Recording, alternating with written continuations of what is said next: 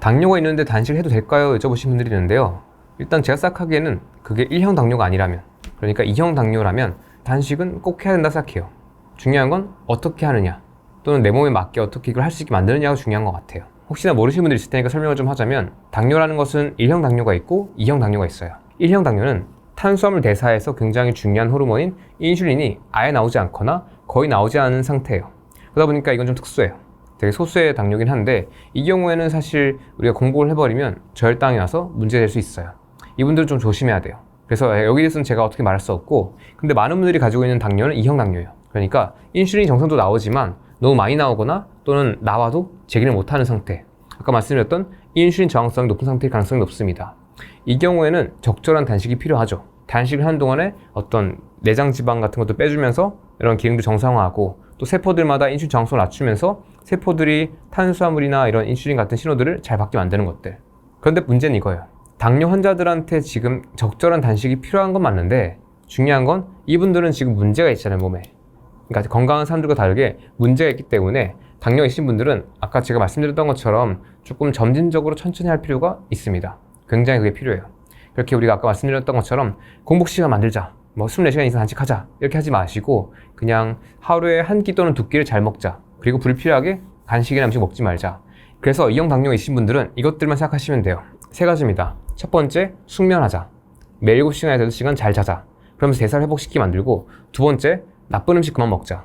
설밀, 나튀, 설탕, 밀가루, 나쁜 기름, 튀긴 음식과 같이 염증을 유발하거나 또는 몸에서 인슐린 저항성을 높이거나 또는 장을 망가뜨리는 이런 음식들, 이것들을 적게 먹는 것들 또는 끊는 것들이 굉장히 중요하고, 세 번째로 아까 말씀드렸던 것처럼 갑자기 우리가 긴 단식 하려고 하지 마시고, 당뇨 이미 있으면 몸에서 지금 탄수화물 대사나 이런 것들에 문제인 상태니까 내 몸은 조금 어려운 상황이야.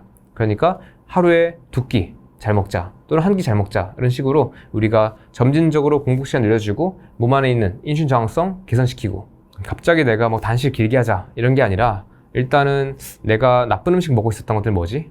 설탕, 밀가루, 나쁜 기름, 튀긴 음식 또는 술, 과일 같은 것들, 이 친구들 먼저 끊자가 기본일 것 같아요.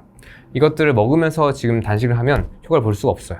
나쁜 음식을 안 먹고 또는 줄여주고, 특히 과일도 중요해요. 과일 드시면서 당뇨 있으신 분들 되게 많은데, 과일에 있는 이 과당이 결국에는 간에 들어와서 이 간이라고 하는 우리의 어떤 전체 에너지 대사에서 굉장히 중요한 장기를 좀 망가뜨린단 말이죠. 건강한 사람들이 운동량 많을 때 먹는 건 괜찮아요, 가끔씩. 근데 당뇨가 있으신 분들은 설탕이든 과일이든 어쨌든 그 과당들이 간에 어떤 제기를 못하게 만들기 때문에 이것들을 제한하는 것들이 굉장히 중요합니다. 이거 먼저 해주시고, 그리고 잠 잘 자고, 그러면서 우리가 잘 때마다 8시간 숙면할 때마다 몸이 대사를 회복할 수 있게 만들어주면서 마지막으로 하루 두 끼 정도 또는 한 끼 정도 잘 먹으면서 불필요하게 음식 먹지 않고, 그 시간 동안에 공복 만드는 동안에 세포들이, 전신 세포들이 탄수화물이나 인슐린 자극에 좀 낮게 노출되면서 회복할 수 있게 만들어주는 거, 그렇게 인슐린 민감도를 높여나가는 것들, 이것들에 집중하시면 충분히 될 것 같습니다. 여전히 점진적으로 하나씩 천천히 바꿔나가시는 게 중요하다. 단순히 단식을 길게 하자 집중하지 마시고, 나쁜 음식 먹지 말고 좋은 음식 잘 먹고 공복 시간 적절하게 만들자. 그러다 보면 내 몸에 있는 어떤 세포들이 지금과 다르게 탄수화물을 잘 처리할 수 있게 만들어지고, 당뇨도 약 없이 우리가 해결할 수 있게 될 것이다 라고 말씀드립니다. 다만 여전히 당뇨는 질병이기 때문에, 그리고 각자마다 어떤 분들은 약간 당뇨 상태가 심할 수 있기 때문에 함부로 하지 마시고, 의료 전문가분들 또는 이걸 도와줄 수 있는 분들의 모니터링이나 처방 하에서 진행하시는 게 안전합니다. 여러분들은 지금 뭔가 건강 상태가 아니기 때문에 조심할 필요가 있어요. 한 가지만 더 추가하자면, 당뇨 환자분들 중에서 혹시나 지금 당뇨약을 드시고 계시다면 갑자기 약을 끊으면 안 돼요. 이분들의 경우에는 의료 전문가들의 어떤 모니터링이나 처방 하에서 끊을 수 있어요. 다만 이걸 평생 먹자가 아니잖아요. 지금처럼 그냥 하던 대로 하고 당뇨약 먹고 있으면 평생 그렇게 갈 거예요. 그러면 좋지 않습니다.